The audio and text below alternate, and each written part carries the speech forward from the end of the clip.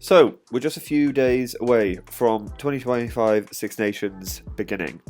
Currently Wednesday, time of recording this video, and you'll actually see it on the Wednesday as well. I thought probably best with some of the teams being announced, but not enough to make a full team selection video, that I'll bring out a super sub video. Because as I said in my initial video, I think captain and super sub options are where you can really gain traction and, well, win your mini leagues, but yeah, also just get the most points, right? So in today's video, we'll look at who I think are going to be some of the best options for super sub for round one at the very least.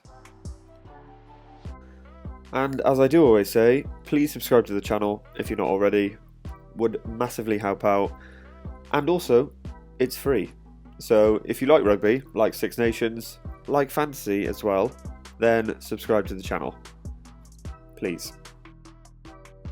So kicking us off, I have started in the front row.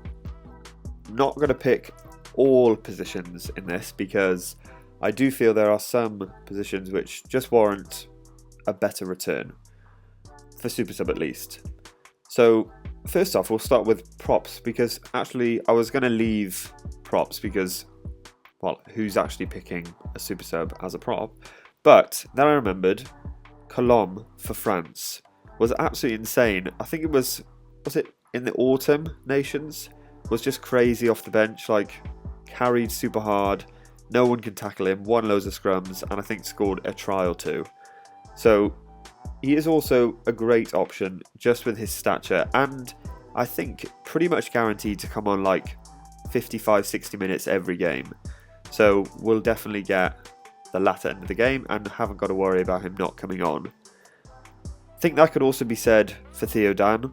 Obviously unlucky not to start maybe, given Jamie George is injured, but Cowan-Dickie obviously does deserve it at the moment.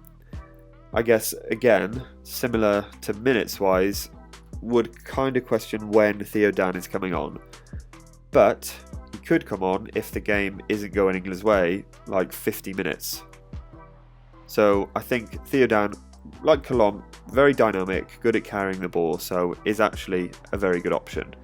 Just not the best fixture with Ireland.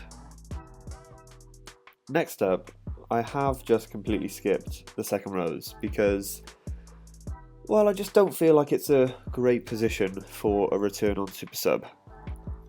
So we've just gone straight to the back row. I'll start off with Tommy Rafal. He has already been named on the bench as of today. Obviously a terrible fixture with France away, but Wales' back row has always been very strong. Obviously you got Jack Morgan and Wainwright at the moment, but I think Rafal is slightly unlucky not to be picked, probably because, well, Jack Morgan is captain at 7, but I do feel Rafal can come on pretty early and help with just the tackle load and obviously break down steals when they're needed. So I think, especially if you're aiming to pick 4 players, say from France and Scotland, in your starting 15, I think it's a really good strategy to have, well, players left over, like from the likes of Wales, Italy, England, etc., that you don't necessarily want to have in the starting 15, but he's a really good option as a super sub. I've then put down Jack Conan for Ireland. Again, that back row is pretty solid, to be honest. Doris and Van der Fleer are going absolutely nowhere. So I think Conan, again, is a Lions player 4 years ago, we do forget, but has maybe been a bit unlucky. Doris is obviously captain, so again, like the Rafal situation, quite hard to push into the starting 15, but he is definitely an asset off the bench. And similar to that, I haven't put in Tom Willis. You can see the game, Six Nations game, has done a superb job at updating their player faces. But I think Tom Willis, similar. The back row for England is very, let's say, defence heavy. You've got the 2 Currys who, I would say, don't offer a massive amount in attacking threat, like maybe Earl or Tom Willis does. So I have put Tom Willis because if the game is tight and they do need possession and ball carrying ability, then I imagine the likes of Tom Willis and Cunningham South, to be fair, are going to come onto the pitch.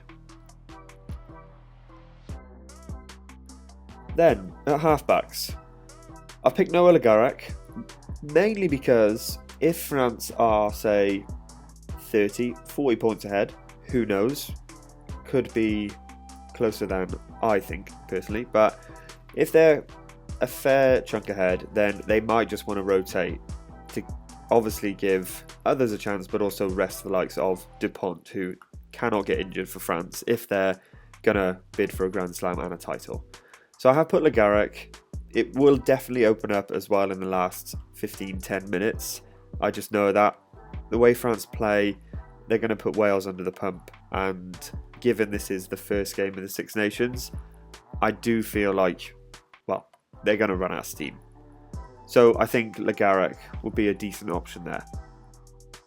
Similar to that, Tom Jordan may start for Scotland against Italy. Again, given it's the fixture, they may rest Kinghorn, who knows.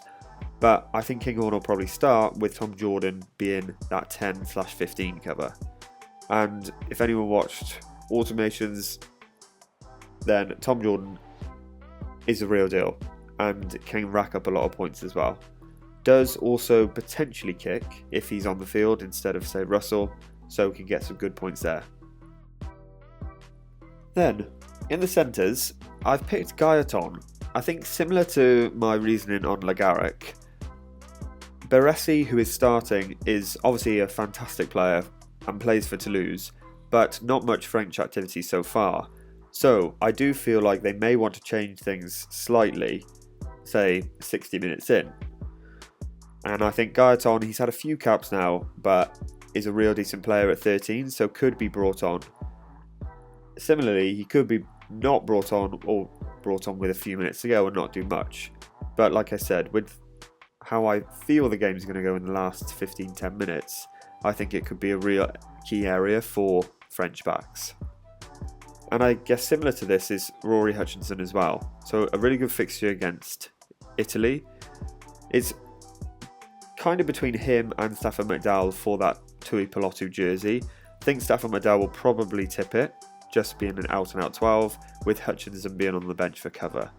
But if someone does get injured, and like I said, Italy do tire and Scotland run them ragged like they probably should do, then Hutchinson could get some pretty decent points as well.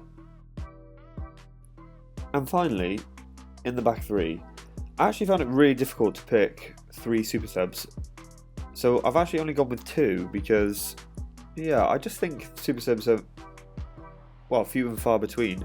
It may be that the teams will come out and there will be someone glaringly obvious on an orange flag that is really good. But, for example, I had Tom Roebuck in my head going into this week, but obviously he's not playing, and they've only got Finn Smith as the only, let's say, outside back, i.e. 10 fullback.